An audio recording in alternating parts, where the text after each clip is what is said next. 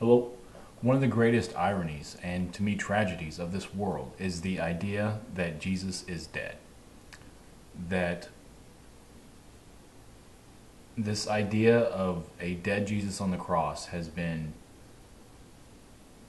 idolized and packaged and sold and worshipped and honored more than that which he is, that is life.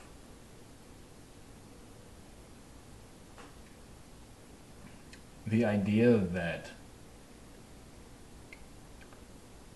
for example, communion is done in remembrance of me, as he says, or as it is written, he says. That means that every time you partake of communion or something in remembrance of Jesus, you are honoring his absence. You are not honoring his presence. And for this situation called the death of Jesus to be so aggrandized to the point that it's not even actually looked at in a way that is commonsensical. For example, in accepting the death of Jesus as a sacrifice for sin is to say the final sacrifice of sin. And this idea that it was ordained from the beginning of the world that Jesus remained unspotted, and that is why he was able to be the perfect sacrifice. And the idea that nothing else would satisfy God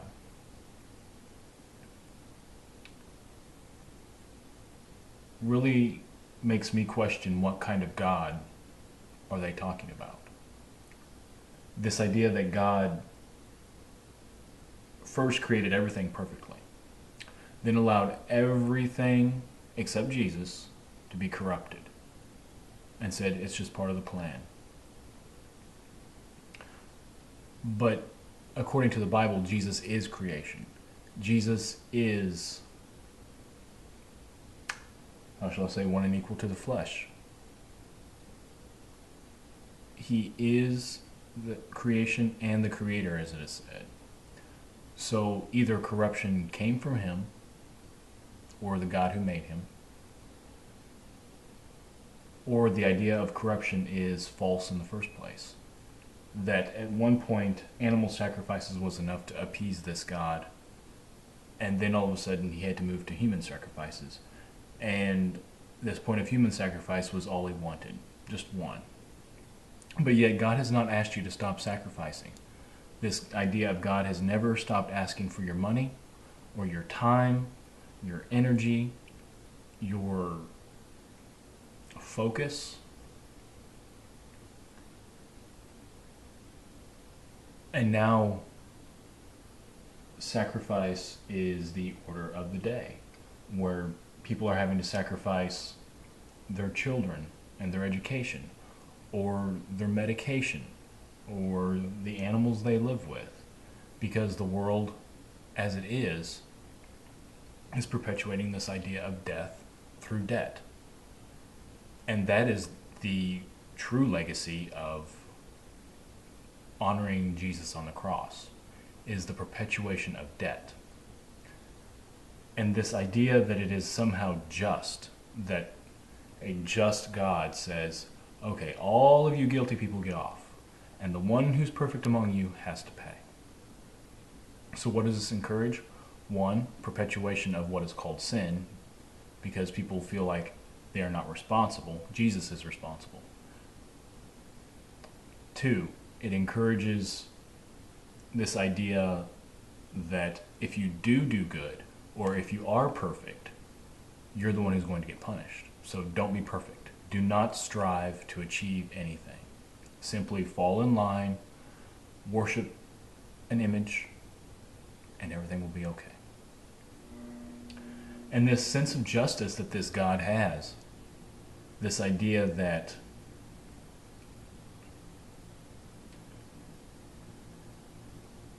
the guiltless is the suffering party is backwards.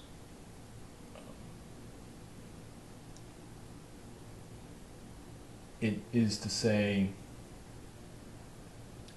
the only thing God actually justifies is itself.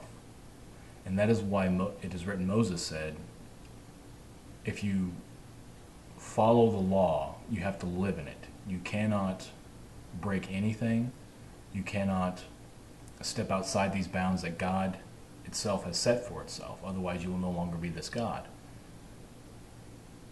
And so you're either forced into this world of limitation called the biblical God, or you are forced into a world of perpetual suffering because you do not conform to this idea called God.